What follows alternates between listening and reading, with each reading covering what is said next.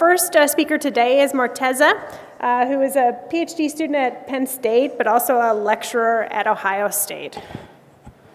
All right, thank you. Well, hello everyone.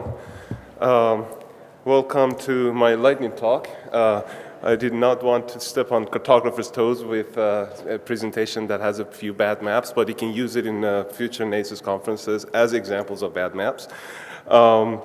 So before Amy unplugs my computer, let's talk about text in geography and GI science. So we usually don't use unstructured text as a data source in geography. It's more of a novel data source.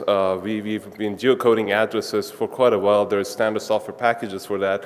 But unstructured text, not so much. So these projects actually came out of Penn State. Anthony Robinson, the Mr. President, is either PI or co-PI on these projects. The one on the left is Tempo. Takes news headlines and then it creates a structured event data set out of those. So extracts place names, time, and then using some statistical tests and of course the T3, sorry, not T3. It looks at the sequence of events and looks to see if there is any meaningful repetition of those sequence of events. This is sense place 3. It looks at tweets for situational awareness in crisis. It looks at what tweets are about, as well as where they are from and where they're about. And this is a screenshot of Anthony's MOOC, Massive Online Open Source Course, and forum posts that students posted and talked about places. So these are all the places that were mentioned in that course. So another use for detecting place names in text and geolocating them is in geographic information retrieval. In fact, geoparsing is a central tenet of GIR. GIR looks at topics and geography at the same time when you're retrieving documents. So if your query is, I want to see arts festivals in State College, but the document that you have in your data set actually talks about Central PA Arts Festival. This is the official name of that festival. So these two strings don't match. State College and Central Pennsylvania are not the same when it comes to characters, but they actually refer to the same location. It's the same event. So you would think that an information retrieval system that takes into account the geography that is behind this text would perform better. It's an active area of research. It's been going on for quite a while. This is a paper in Transactions in GIS, not our paper, but it's looking at research done around this topic, and there's a ton of it, some linguistic, some spatial, and believe it or not, we still don't know if taking into account the geography of queries and documents actually helps with retrieving more relevant results. It's a hard problem. So I live in Columbus, and I took this screenshot of Google Maps, and just look at those place names around Columbus. You have probably an Africa that is more famous than Africa in north of Columbus. Alexandria, Newark, Johnstown, London, you probably didn't even know we have those places around Columbus, Ohio. But America is full of these things. I was actually looking at Springfield. I think we have something around 1,000 Springfields in the US. You would think we have one per state, but not. So it's a hard problem to disambiguate between these place names. Detecting them in text is not so hard, but how we can actually look at different parameters and contextual clues in text and disambiguate between them is hard, and therefore an active area of research. So I want to introduce our working system, geotext.org. It's an accessible API. It's been up and running for a couple of years now. And we are improving it. Version 2 and version 3 actually both are accessible now. What it does, you can submit a query in the form of unstructured text. It might be a tweet, it might be a piece of your article, news story. It detects place names in those and then geolocates them. So it gives you a GeoJSON in response, the geo names ID because that's the gazetteer in use, geographic coordinates, and a bunch of other metadata that I've not included here for brevity. The system is functional, it's scalable, it actually is processing millions of tweets every day and as part of other projects. And like I said, it's accessible. And this is the overall architecture of the system. what we have done is to not reinvent the wheel. We are using the named entity recognition engines that are actually out there, worked by multiple computer scientists over the years.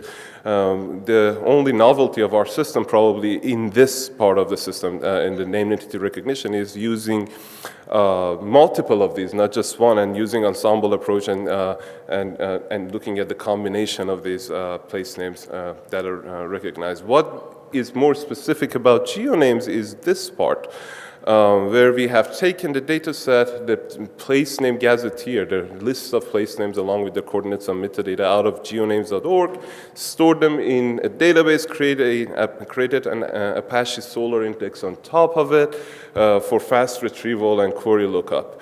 And this is where all the toponym resolution magic is happening. Basically, this is where we are doing all that disambiguation among similar place names.